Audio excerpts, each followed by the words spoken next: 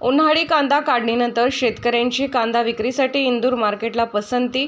चोपडा तालुक्यामध्ये उन्हाळी कांद्याची लागवड मोठ्या प्रमाणावर केली जाते। आता कांदा काढणीला सुरुवात झाली आहे। यावर्षी कांद्याचे उत्पन्न चांगल्या प्रकारे आले आहे। त्याचबरोबर भाव देखील समाधानकारक असल्याचे शेतकऱ्यांनी सांगितले आहे। कांदा उत्पादक शेतकरी कांदा विक्रीसाठी इंदूर मार्केटला पसंती देत आहेत। इंदूर मार्केट येथे कांद्याला चांगला भाव मिळत असल्याने शेतकरी इंदूर येथे कांदा विक्रीसाठी घेऊन जात आहेत। अजून कांदा काही दिवस कांद्याची साठवण केली तर येणाऱ्या काही दिवसात भाव वाढेल अशी अपेक्षा कांदा उत्पादक शेतकऱ्यांनी केली आहे। किती लागवड केली होती? 1.5 एकर लागवड केली होती। यावर्षी उत्पन्न चांगलं निघतंय, थोडं भाव बी चांगला आहे, त्यामुळे परवडतं यावर्षी थोडं।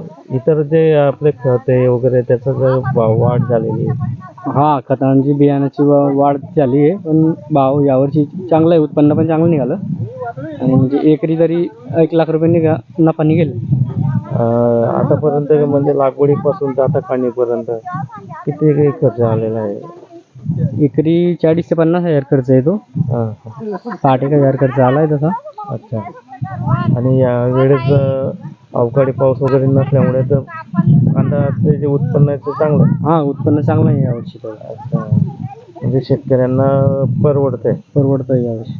भावही चांगला आहे। भाव चांगला आहे। जर भाव कमी राहिला असता तर मग भाव कमी राहिला असता मग परवडलं। आता जर कांदा साठवण केली तर मग डबलचा फायदा आहे पुढे, पण तो आपला माल थोडा टिकाऊ नाही ना, त्यामुळे आपण जाऊ देतोय साहेब। आपला हा लाल कांदा आहे का रांगडा आहे उन्हाळी हो।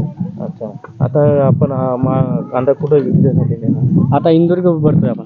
इंदूर येण्या जाण्याचा खर्च वेगळा आहे। हां, त्याची गाडी भाडं लागेल आणखी। तोही त्याच्यात ॲड करावा लागेल। तो खर्च वाढेल। म्हणजे जेवढं आपण मेहनत घेतो तेवढं उत्पन्न येतंय का?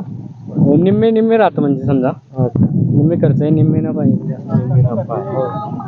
अच्छा, अजून काही भाव वाढ वगैरे झाली पाहिजे असं काही? आता साठवण केली तर पुढे वाढेल भाव।